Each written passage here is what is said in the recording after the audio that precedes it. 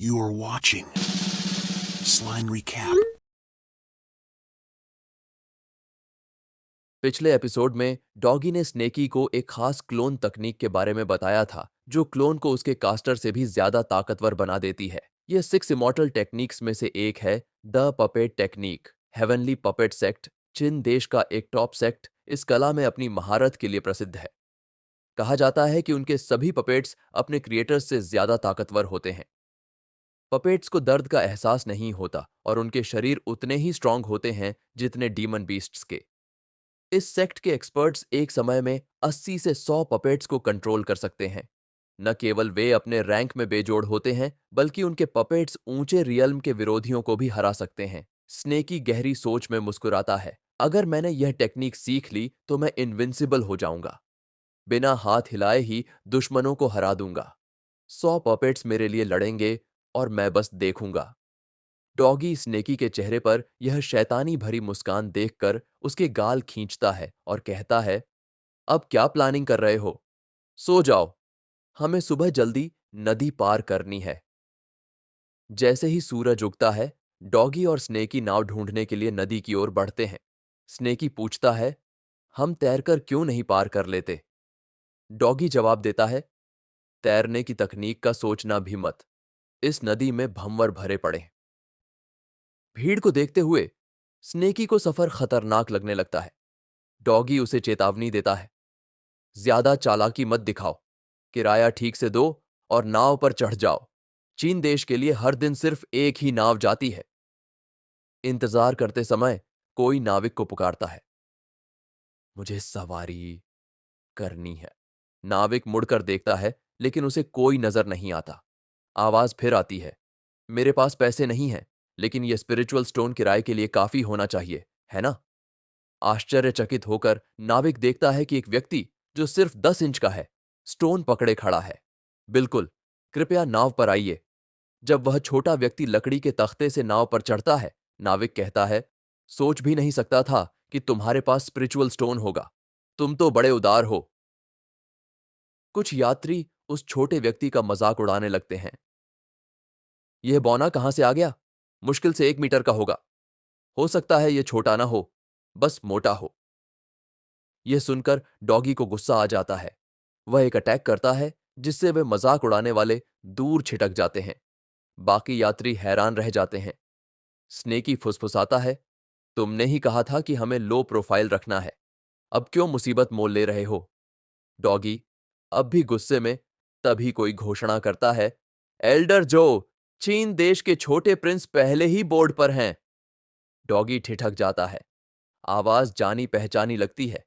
यह वही बूढ़ा है जो केयरफ्री सेक्ट में मुर्गियां पालता था। स्नेकी घबराकर कहता है, हम तो गए। भागो।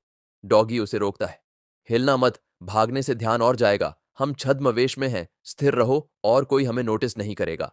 स्नेकी विरोध करता है, कुत्तों की नाक तो तेज होती है, तुमने उसे पहले क्यों नहीं सूंघा? डॉगी उसे शांत कराता है, फुसफुसाते हुए कहता है, कौन पुराने आदमी की बदबू याद रखता है?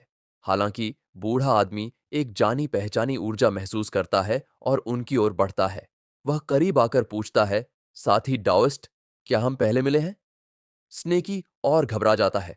हम तो पकड़े गए, अब क्या करें? जमीन पर भागें या पानी में कूदें? डॉगी अपनी सूझबूझ दिखाते हुए कहता है, शांत रहो, देखो मैं क्या करता हूं। डॉगी हंसते हुए जवाब देता है, एल्डर जो, आपकी याददाश्त कमाल की है। हम बस पिछले एक ऑक्शन में थोड़ी देर के लिए मिले थे। बूढ़ा आदमी उलझन में दिखता है। ऑक्शन? स्नेकी मन ही मन बड़बड़ाता है, ये क्या बहाना है? बूढ़ा आदमी सिर हिलाता है, ओह समझ गया, हम 6 साल पहले एक ऑक्शन में मिले थे। डॉगी मुस्कुराता है, बिल्कुल सही। एल्डर जो, आपकी याददाश्त वाकई अद्भुत है। स्नेकी को यकीन नहीं होता, सच में यह काम कर गया? तभी कोई पुकारता है, एल्डर जो, छोटे प्रिंस दूसरी मंजिल पर आपका इंतजार कर रहे हैं। जैसे ही बूढ़ा आदमी वहां से जाता है, डॉगी और स्नेकी राहत की सांस लेते हैं। स्नेकी पूछता है, क्या तुम सच में उसके साथ किसी ऑक्शन में गए थे? डॉगी मुस्कुराता है, सेक्ट के लोग अक्सर ऑक्शन में जाते हैं। वहां इतने लोग होते हैं कि कोई सबको याद नहीं रखता, और वैसे भी इंसान, खासकर बूढ़े लोग, यह मानना पसंद नहीं करते कि उनकी याददाश्त खराब है। स्नेकी पसीने में लथपथ और डर से कांपते हुए कहता है, हाय, हमने फिर बाल बाल बचा लिया, चलो जल्दी से कहीं कोने में छिप जाएं। डॉगी जवाब देता है, देखो कितने डरपोक हो, सबसे बुरा क्या होगा, बस लड़ना पड़ेगा। स्नेकी चिल्लाता है, कौन बोल रहा है, तुम खुद इतने पसीने में डूबे हो कि तुम्हारा पसीना मुझ पर गिर गया। वैसे एल्डर जो का छिन देश के रॉयल्स के साथ क्या लेना देना, दोनों का तो कोई कनेक्शन नहीं। डॉगी गहरी सांस लेकर कहता है, दुनिया का हर झगड़ा सिर्फ एक चीज से होता है, फायदा।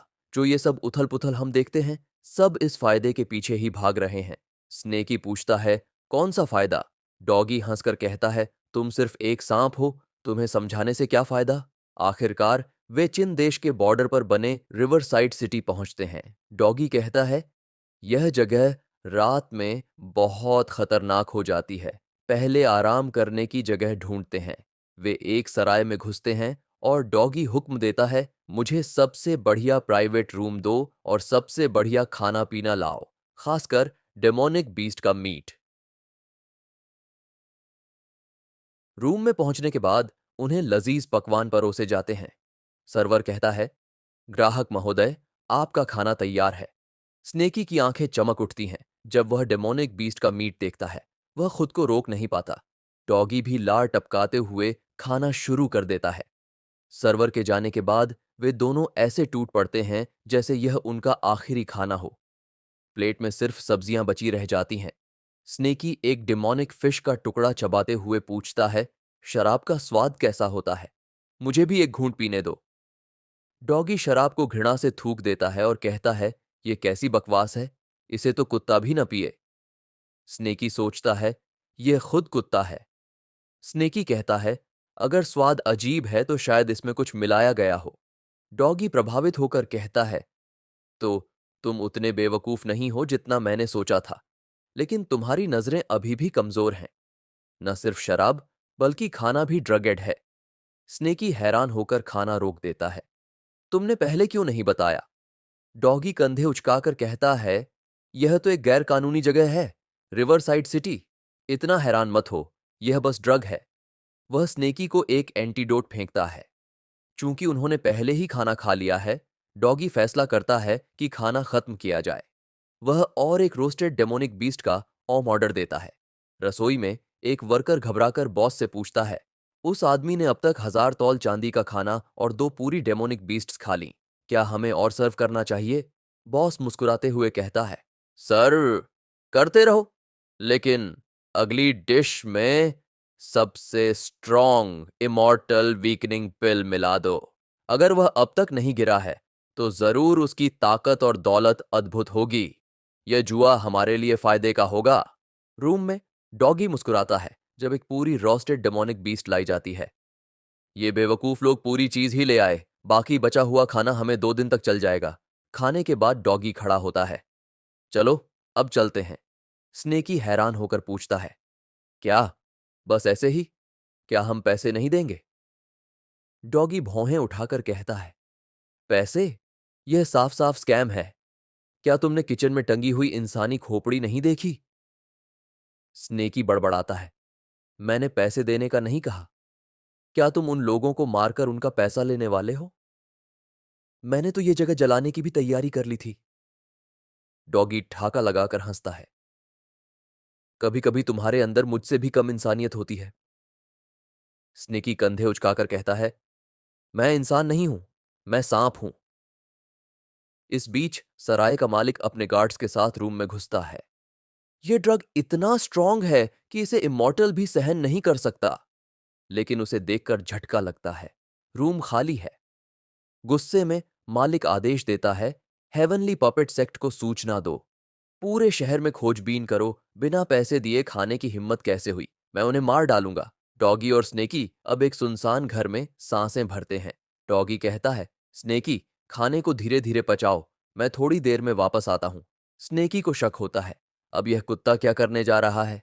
क्या यह दुश्मनों को यहां ले आएगा? मुझे इसका पीछा करना चाहिए। स्नेकी चुपके से डॉगी का पीछा करते हुए परछाइयों में छिप जाता है। डॉगी आखिर करने क्या गया है? क्या वह और खाना ढूंढने गया है या फिर रास्ते में देखे किसी कुतिया के पीछे? अपने अनुमान नीचे कमेंट करें।